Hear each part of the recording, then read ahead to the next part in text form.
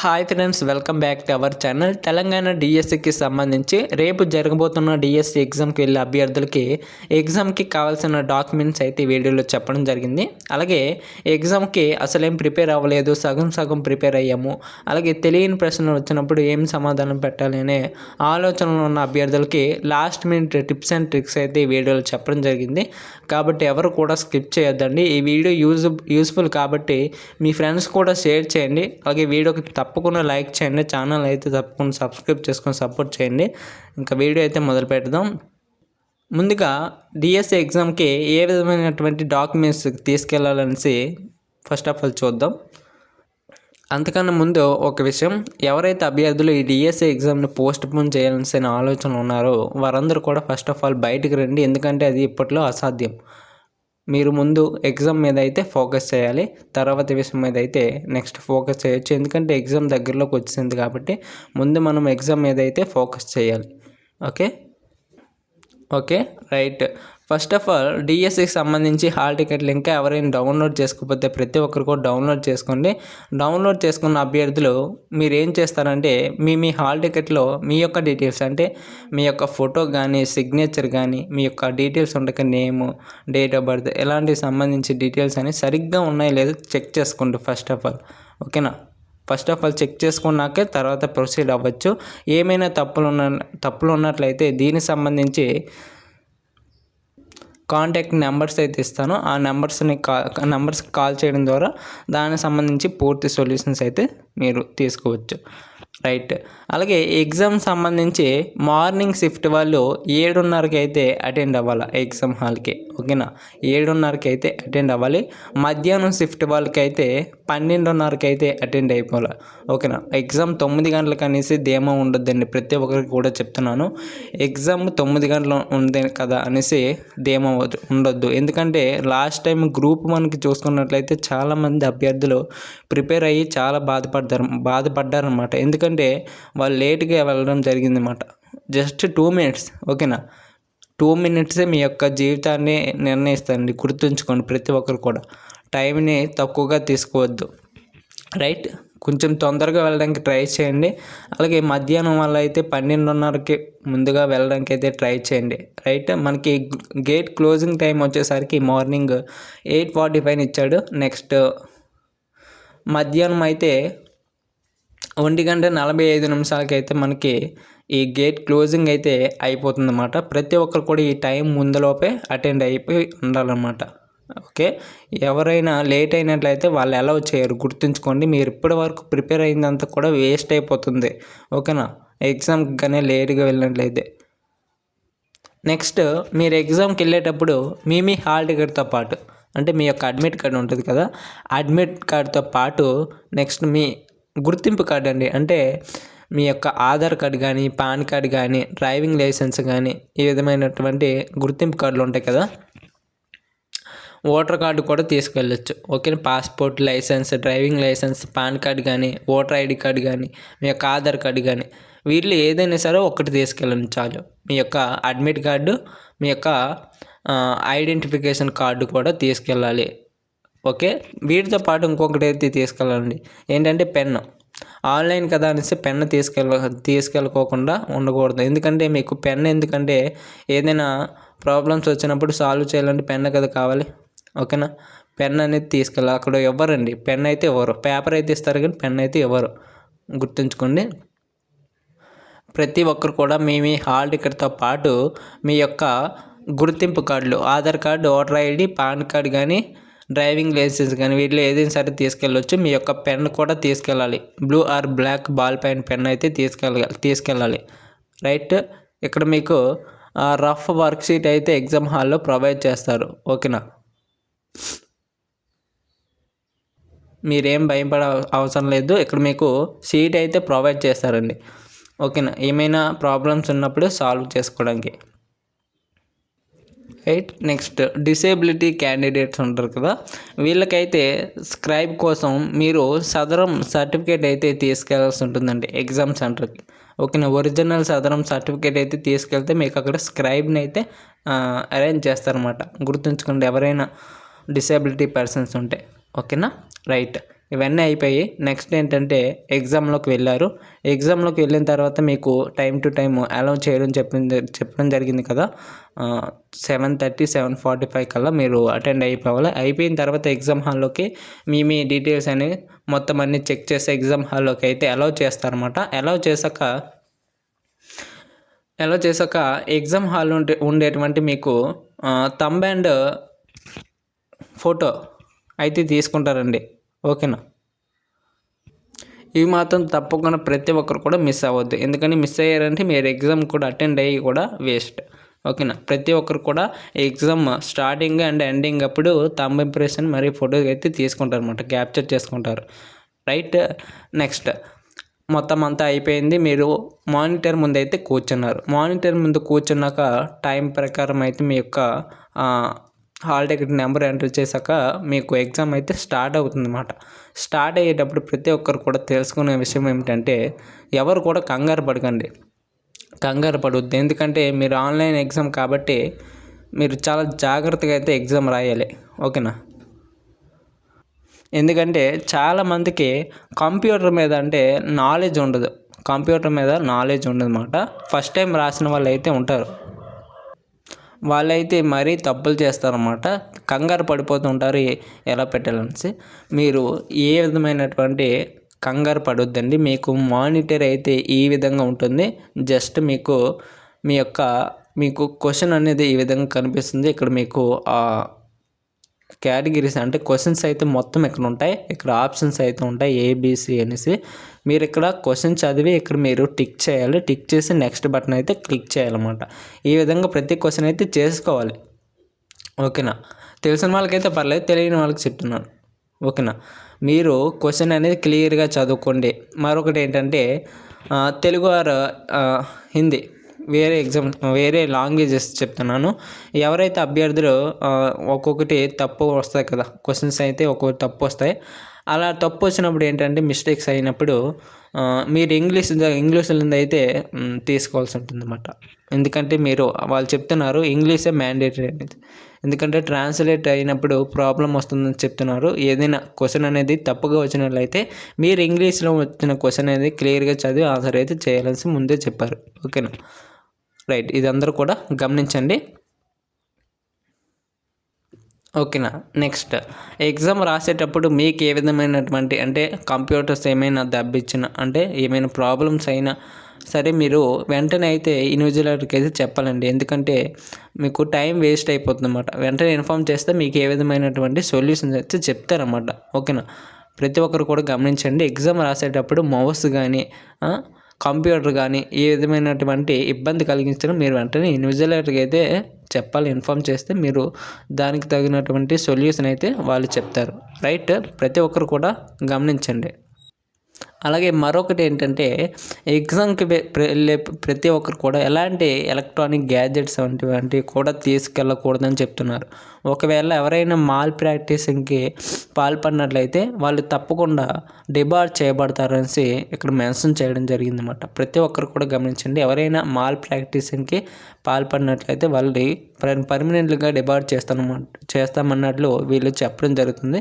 కాబట్టి ఎవరైతే అభ్యర్థులు ఉన్నారో వారందరూ కూడా సీరియస్గా మీ వర్క్లో అయితే చేసుకోండి. అలాంటి మాల్ ప్రాక్టీసింగ్కి అయితే పాల్పడొద్దు. ఎందుకంటే మీ యొక్క జీవితాలు అయితే నాశనం అయిపోతాయి. ఓకేనా.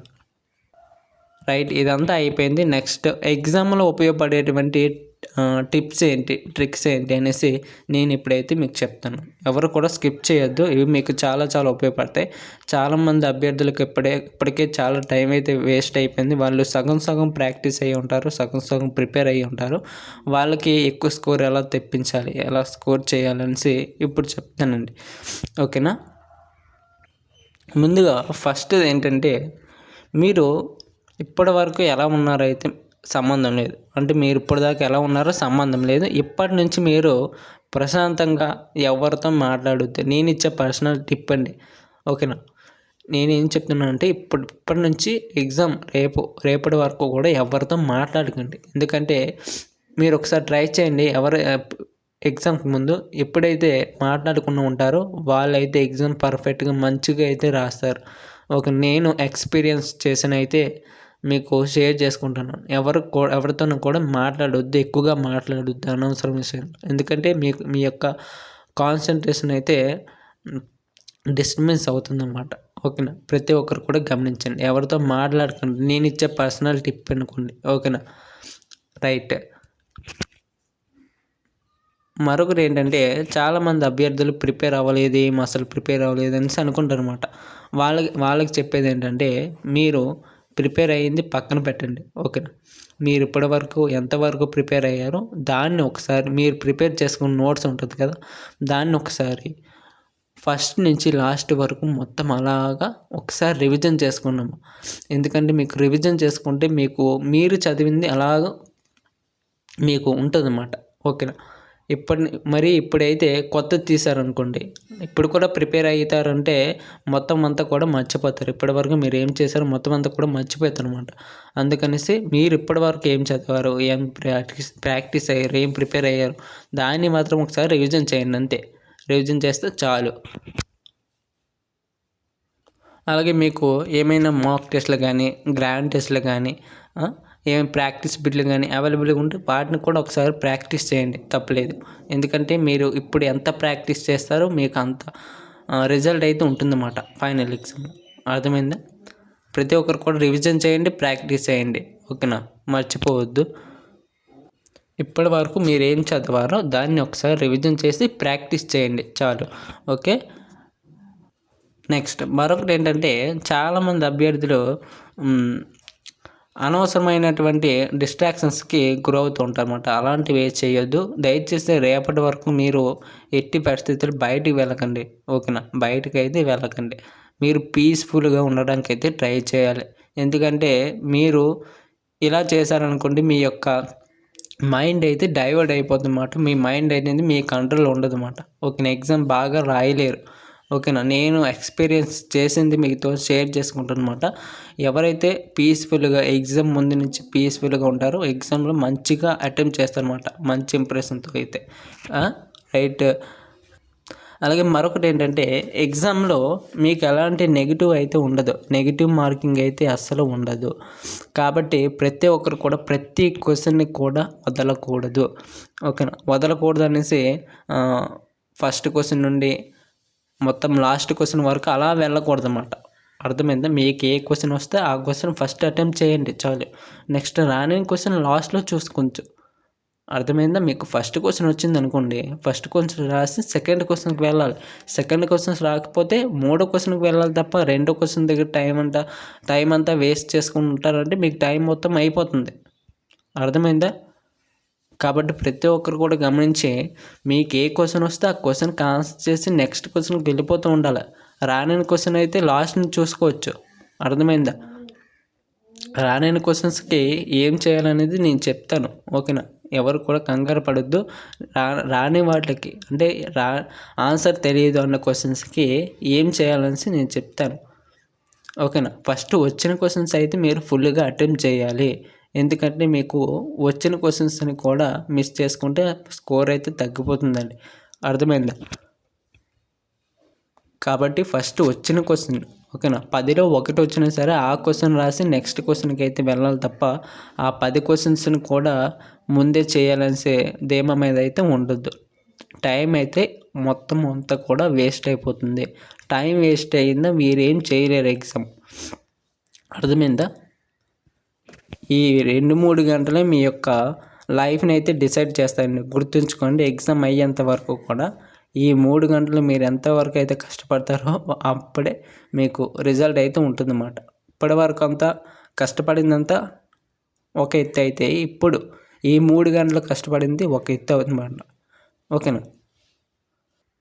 నెక్స్ట్ రాని క్వశ్చన్స్కి అయితే ఏం చేయాలన్నా నన్ను అడుగుతున్నమాట.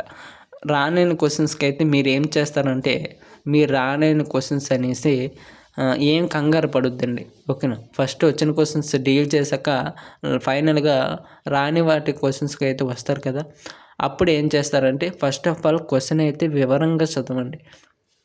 క్వశ్చన్ అనేది డీటెయిల్డ్గా నీట్గా మీకు అర్థమైనట్టు చదువుకుంటే అప్పుడు క్వశ్చన్లోనే ఆన్సర్లు అయితే ఉంటాయన్నమాట. అర్థమవుతుందా? అప్పుడు ఆన్సర్లు అయితే చేయడానికి ఒక అవకాశం అయితే ఉంటుందన్నమాట. రైట్. చాలామంది అభ్యర్థులు టైం అయిపోతుందనే ధ్యాసలోని క్వశ్చన్ స్పీడ్గా చదివేసి ఆన్సర్ ఏదో ఒకటి పెట్టేస్తూ ఉంటారన్నమాట. కానీ అలా చేయొద్దు. క్వశ్చన్ని నీట్గా చదివిన తర్వాత ఆప్షన్స్లలో ఏ ఆప్షన్ అయితే బాగా రిలేటెడ్గా ఉంటుందో క్వశ్చన్కి సంబంధించి, అంటే మీరు ఇప్పటివరకు ప్రిపేర్ అయిన దానిలో ఏ ఆప్షన్ అయితే బాగా తెలిసి ఉంటుందో దాన్ని అయితే ఆన్సర్ చేయడానికి అయితే ట్రై చేయాలి. ఓకేనా. అంటే ఎప్పుడంటే మీకు క్వశ్చన్ అయితే అసలు రానప్పుడు, క్వశ్చన్ గురించి ఏమీ తెలియనప్పుడు మాత్రమే ఈ ట్రిక్ అయితే ఉపయోగించాలి. ఓకేనా. మరొకటి ఏంటంటే ఆప్షన్స్లలో ఏదైతే బాగా లెంతీగా ఉంటుందో ఆ ఆప్షన్ పెట్టడానికి అయితే ట్రై చేయాలి. ఓకేనా. అంటే ఆ క్వశ్చన్ గురించి ఏం తెలియదు, ఆన్సర్ తెలియదు అన్నప్పుడు ఈ ట్రిక్స్ అయితే యూజ్ చేయాలి. ఓకేనా. ప్రతి ఒక్కరు కూడా గమనించండి. అలాగే పైవన్నీ క్వశ్చన్స్ అంటే ఆల్ ఆఫ్ ది అబోవ్ అనేసి ఉంటాయి కదా, అలాంటి క్వశ్చన్స్ వచ్చినప్పుడు ఎక్కువగా ఆల్ ఆఫ్ ది అబోవ్ పెట్టడానికి అయితే ట్రై చేయండి. ఎందుకంటే అదే కరెక్ట్ ఆన్సర్ అవ్వడానికి అయితే ఛాన్స్ ఉంటుందన్నమాట. అంటే ఈ ట్రిక్స్ ఎందుకంటే అసలు ఏం తెలియనప్పుడు, అంటే ఎలాగో నెగిటివ్ మార్కింగ్ కదా, అలాంటప్పుడు ఏం తెలియదు కదా, ఆ క్వశ్చన్ వచ్చినప్పుడు ఏం తెలియదు అనుకోండి, అలాంటప్పుడు యూజ్ చేయడానికి అయితే ట్రై చేయండి. అంతేగాని తెలిసిన క్వశ్చన్స్ అప్పుడు కూడా యూజ్ చేస్తే ఇంకా మీరు ఇంటికి అర్థమవుతుందా. ఎప్పుడైతే మీకు తెలియని క్వశ్చన్స్ అసలు ఏం రావు, ఆ క్వశ్చన్ సంబంధించి ఏది రాదు అనేది అన్నప్పుడు మీరు ఈ ట్రిక్స్కి అయితే వెళ్ళాలి తప్ప దానికంత ముందు వరకు అయితే మీరు వెళ్ళకూడదు. వచ్చిన క్వశ్చన్స్నే డీల్ చేయాలన్నమాట. రైట్. అభ్యర్థులందరూ కూడా కంగారు పడకండి. ఫస్ట్ మీరు వచ్చిన క్వశ్చన్స్ అయితే డీల్ చేయండి. తర్వాత రాని క్వశ్చన్స్ అయితే లాస్ట్లో ఒకసారి ఓవర్వ్యూ చేసుకున్నాక నీట్గా చదవండి. క్వశ్చన్లోనే ఆన్సర్ ఉంటుంది. ఓకేనా. క్వశ్చన్లోనే ఆన్సర్ ఉంటుంది. నీట్గా చదివి ప్రశాంతంగా ఆన్సర్ అయితే వెతకండి. మీకు అక్కడే ఉంటుంది ఆన్సర్. వెతకండి. నీట్గా వెతికిన తర్వాత మీకు ఆన్సర్ తెలుస్తుంది. అప్పుడు పెట్టడానికి అయితే ట్రై చేయండి. కంగారు అయితే పడొద్దు. కంగారు పడ్డారా మీరు వచ్చిన క్వశ్చన్స్ కూడా తీసుకుంటారు. అర్థమవుతుంది. వచ్చిన క్వశ్చన్స్ కూడా పోతాయి. ముందే చెప్తున్నాను. ఎవరైతే ప్రశాంతంగా ఎగ్జామ్ని అటెంప్ట్ చేస్తారో వారు ఎగ్జామ్ నీట్గా మొత్తం సాటిస్ఫాక్షన్గా రాస్తారండి. చెప్తున్నాను. ప్రతి ఒక్కరు కూడా గుర్తుంచుకోండి. పీస్ఫుల్ మైండ్తో వెళ్ళండి. ఎవరితో మాట్లాడొద్దు ఎగ్జామ్ ముందు వరకు కూడా. అర్థమవుతుందా. మీ ఫ్రెండ్స్తో కూడా మాట్లాడొద్దు. ఎగ్జామ్ అయిపోయిన దాకా అస్సలు ఎవరితో మాట్లాడకుండా ఉంటే మీరు ఎగ్జామ్ బాగా రాస్తారండి. ఎందుకంటే మీకు ఎక్కువగా గుర్తుంటుందన్నమాట. అర్థమవుతుందా. గుర్తుంచుకోండి. ప్రతి ఒక్కరు కూడా ఎగ్జామ్కి ఆధార్ కార్డు, మీ యొక్క హాల్ టికెట్ ప్లస్ పెన్ అయితే తీసుకుని వెళ్ళాలి. కొంచెం తొందరగా వెళ్ళడానికి అయితే ట్రై చేయండి. వెళ్ళక మీకు అన్నీ వెరిఫై చేశాక అలౌ చేస్తారు. థంబ్ ఇంప్రెషన్ అలాగే మీ యొక్క ఫోటో అయితే క్యాప్చర్ చేసుకొని మిమ్మల్ని అయితే సిస్టమ్ ముందు అయితే కూర్చోబెట్టడం జరుగుతుంది. కూర్చున్నాక ఎవరితో మాట్లాడకండి. ఎందుకంటే అది కూడా మీకు డిస్ట్రాక్షన్ కలిగిస్తుంది అన్నమాట. అర్థమవుతుందా. మొత్తం అన్నీ కూడా మౌస్ ప్లస్ సిస్టమ్ అన్నీ కూడా పనిచేస్తున్న లేదు చెక్ చేసుకోండి. ఆన్ అవుతుంది. మీరు వెళ్ళిన స్క్రీన్ అయితే ఆన్ అవుతుందన్నమాట. ఒకసారి కదపండి. మౌస్ అయితే కదపండి. మీకు కీబోర్డ్తో ఎలాంటి పని అయితే ఉండదన్నమాట. ఓకే. కీబోర్డ్తో ఎలాంటి పని ఉండదు. జస్ట్ మౌస్ అనేది అటు ఇటు మూవ్ చేయండి. ఒకసారి మూవ్ చేస్తే అది కదులుతుందా లేదా, రెస్పాండ్ అవుతుందా లేదా చెక్ చేసుకోండి. ఓకే. స్క్రోలింగ్ అవుతుందా లేదా కూడా అది కూడా చెక్ చేసుకోండి. చాలామందికి మౌస్లు కూడా పనిచేయవు అన్నమాట. అలాంటప్పుడు టైం వేస్ట్ అయిపోద్ది. అలాంటప్పుడు వెంటనే ఇన్విజిలేటర్కి ఇన్ఫార్మ్ చేయాలా. మీరు వెంటనే లేట్ చేయకూడదు అన్నమాట. వాళ్ళకి ఇన్ఫార్మ్ చేస్తే వాళ్ళు ఏదో ఒక సొల్యూషన్ అయితే చేస్తారు. రైట్. ఎగ్జామ్ చాలామందికి అలవాటు ఉన్నమాట CBT ఎగ్జామ్ అనేది. అలాంటప్పుడు ఏం చేస్తారంటే మీ ఇంట్లో మీ రిలేషన్స్ ఎవరి దగ్గరైనా ల్యాప్టాప్ కానీ కంప్యూటర్ కానీ ఉన్నట్లయితే వాళ్ళ దగ్గరికి వెళ్ళి జస్ట్ ఒక గంట సేపు ప్రాక్టీస్ చేయండి మౌస్తో అటు ఇటు. అంటే స్పీడ్ మూమెంట్ ఉంటే మీకు టైం సేవ్ అవుతుందండి. అర్థమవుతుందా. స్పీడ్ మూమెంట్ ఉండాలి. చాలామందికి క్వశ్చన్ చదువుకోవడం కూడా రాదన్నమాట. ఎందుకంటే వాళ్ళకి ఫస్ట్ టైం ఎక్స్పీరియన్స్ ఉంటుంది. వాళ్ళు స్క్రోల్ చేసేటప్పుడు క్వశ్చన్ అనేది కదలదు. అలాంటప్పుడు ఇబ్బంది అవుతుంది. టైం కూడా వేస్ట్ అయిపోతుంది అన్నమాట. అలాంటప్పుడు ఏంటంటే ఫస్ట్ ఆఫ్ ఆల్ మనం ప్రాక్టీస్ చేయాలి. కంప్యూటర్ గురించి ప్రాక్టీస్ చేస్తే మనకి ఈజీ అవుతుంది అన్నమాట. ఎగ్జామ్లో టైం అయితే సేవ్ అవుతుంది. ఓకేనా. ప్రతి ఒక్కరు కూడా చేయండి. మీకు తెలిసినటువంటి మాక్ టెస్ట్లు అయినా గ్రాండ్ టెస్ట్లు అయినా ఒకసారి ప్రాక్టీస్ చేసుకోండి. మీరు ఇప్పటివరకు ఏం చదివారు దాన్ని ఒకసారి రివిజన్ చేసుకొని ప్రాక్టీస్ చేయండి. చాలు. అంతే సరిపోతుంది. మీరు ఎలాంటి గొడవలకైతే వెళ్ళొద్దు. ముందే చెప్తున్నాను, ఎవరితో మాట్లాడొద్దు. శుభ్రంగా తినేసి మీరేం చదవాలో దాన్ని ప్రాక్టీస్ చేసి శుభ్రంగా పుష్కలంగా నిద్రపోండి. నిద్రపోయాక ఎగ్జామ్‌కి ఫ్రెష్‌గా వెళ్ళండి. మంచిగా అయితే రాస్తారు. అర్థమవుతుందా? రైట్. మీకు ఎగ్జామ్ సంబంధించి అలాగే ఏవైనా డాక్యుమెంట్‌కి సంబంధించి ఏమైనా డౌట్స్ ఉన్నట్లయితే కిందన ఒకసారి కామెంట్ చేయడానికి అయితే ట్రై చేయండి. ప్రతి ఒక్కరికి కూడా రిప్లై ఇస్తాను. మీకు ఏ విధమైనటువంటి డౌట్స్ ఉన్నా కూడా కామెంట్ చేయండి. దానికి సంబంధించి సొల్యూషన్ అయితే చెప్తాను. ఓకేనా? రైట్. Thanks for watching. జై హింద్.